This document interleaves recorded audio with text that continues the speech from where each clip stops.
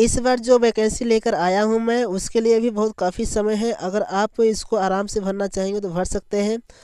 तो यहाँ पर देख रहे हैं एक नया वैकेंसी राजस्थान के लिए आया है, जिसमें junior engineer director requirement online form 2022, यानी कि राजस्थान आरएसएम एसएसबी का जूनियर इंजीनियर का ये इसमें जो है कि पोस्ट आया है, जिसमें कई तरह के पोस्ट खाली रहेंगे।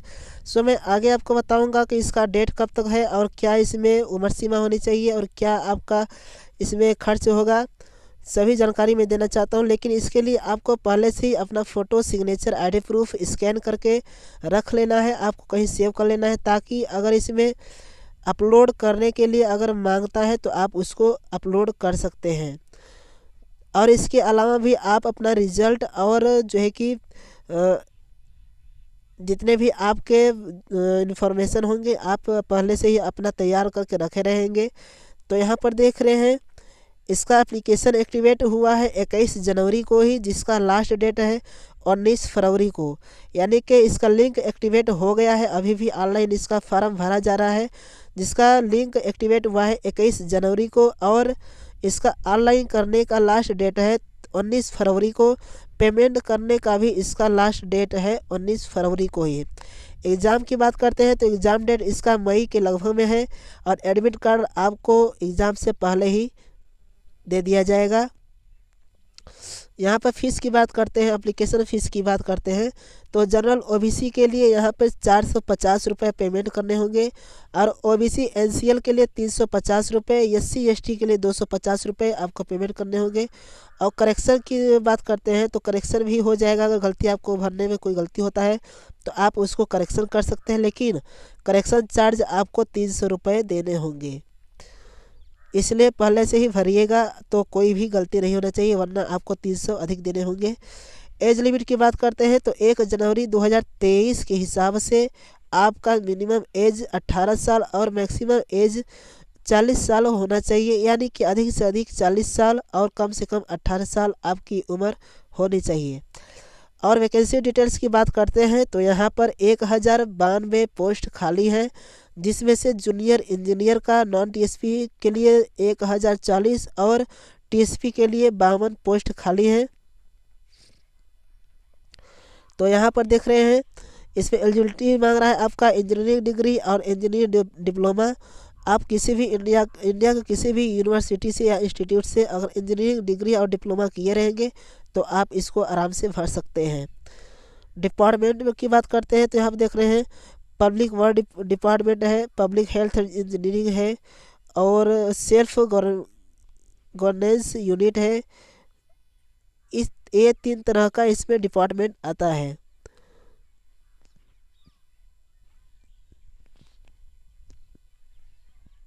यहाँ पर देख रहे हैं 2 लिंक एक्टिवेट हैं। पहला है आपको ऑनलाइन करने के लिए, तो आप यहाँ से ऑनलाइन कर सकते हैं, और दूसरा है जेई यानी कि जूनियर इंजीनियर का यहाँ पर नोटिफिकेशन डाउनलोड करने के लिए, तो वहाँ से आप नोटिफिकेशन डाउनलोड करके इसके बारे में अधिक से अधिक जानकारी ले सकते हैं। फिलहाल हम अप्लाई ऑनलाइन में क्लिक करके आपको दिखाते हैं कि कैसा प्रोसेस आता है, क्या क्या आपको करना होगा। तो यहाँ पर देख रहे हैं कुछ इस तरीके का इंटरफेस जो है कि पेज खुलता है।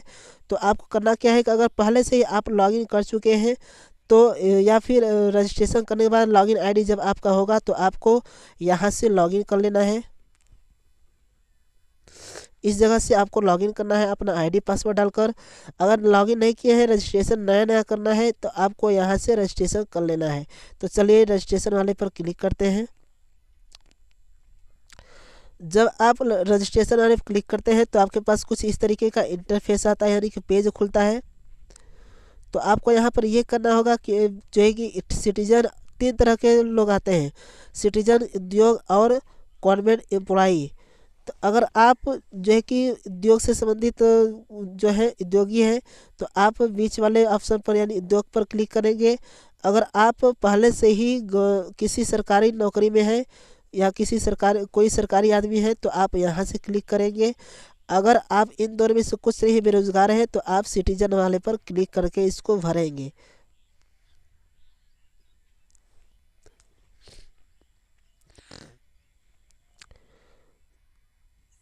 तो सिटीजन वाले पे हमने क्लिक कर लिया है।